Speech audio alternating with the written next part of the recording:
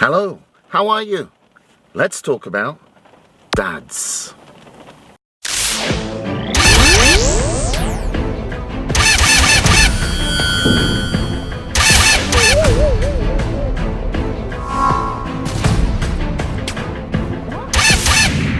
Nice to see you again.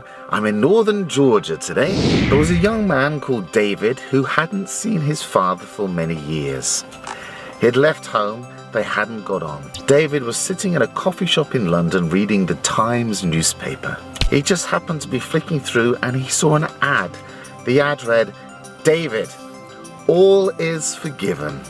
Please meet me under Marylebone clock at 12 midday tomorrow. Your father."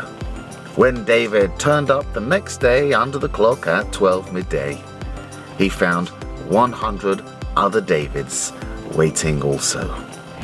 We all have a need for forgiveness, and we all have a need for connection to our parents, and especially our fathers. Why is that?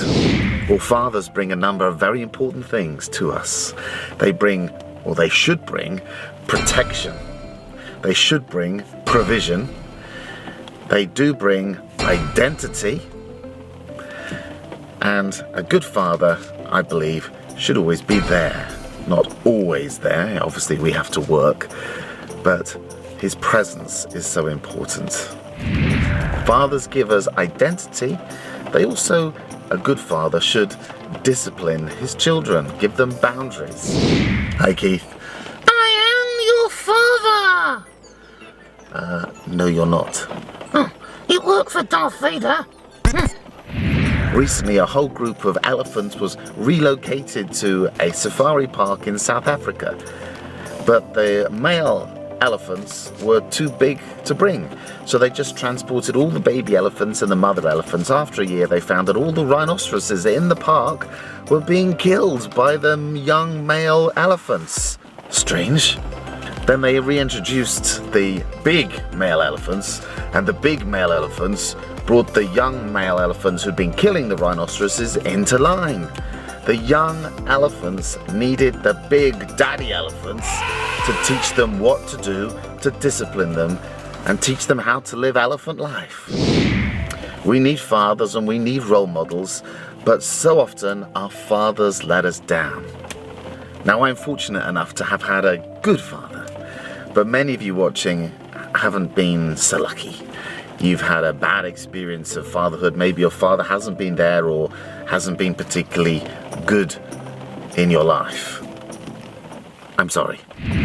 So what's all this got to do with 40 days, 2 aliens and a cheesecake? Well, in one of the early episodes, I spoke about the people that want to break a habit. And also, perhaps you want to make a habit, which is why we're doing these 21 episodes in 40 days. And mine is not to eat cheesecake, and no, I haven't eaten it. But a bad habit is like sticking a band-aid on your life, whether it's smoking, pornography, drugs, gambling. We stick these band-aids on our life to cover the pain. We'll do anything to get away from pain. So when you get a breakthrough, when you push through and you stop smoking or you stop gambling, you can take the band-aid off and look at the pain that's underneath. And that pain is caused by something, and for many people, it often comes from their childhoods. And we go through life looking for what we don't get as a child. I am your father! Hey, we've been here. You're not everybody's father. Darth Vader was. Darth Vader's different. He's a cult figure. He was actually scary. Oh, Keith is scary. Actually, you are. So for most people, their issues do go back to motherhood and fatherhood. So it's not just about breaking a habit, it's actually remedying the pain that made you get into that habit to begin with. And I hope this helps one or two of you, but I would like to go back and help you address the pain of fatherhood. I had a great father, but for many of you watching, you didn't.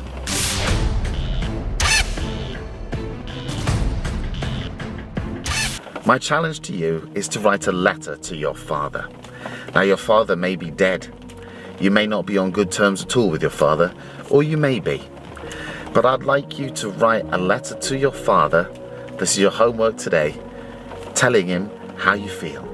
Tell him the good things that he's done. And if you really struggle to find something, there must be something, at least one thing or one good memory that you have. Tell him the good thing. Thank him for being your father.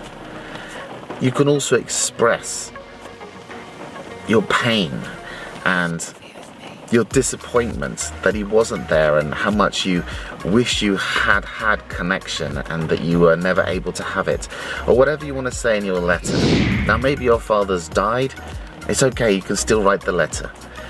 If you want to post it, I think it's great. If you don't and you want to burn it, that's okay. But I recommend that you write the letter and then either post it or burn it. You are going to find freedom for yourself in doing it, and I hope that if you send it, you'll actually find some new connection with your father. But we don't want to live with regret. You might have a real fear of doing this, but go through the fear, because fear gets bigger, regret gets heavier. You can get to the end of your life with a peace, knowing you did everything that you could to bring reconciliation with your father and the pain of father issues earlier in your life. Earthlings, we need you. Support us. Subscribe. Oh, check out the other channels. Well, that's my challenge to you. Take off the band-aid, deal with the core issues underneath, and I hope you get a reconnection and some freedom in the area of fatherhood. Well, it's still raining here, but off to work I go. Have a wonderful day. I'll see you next time.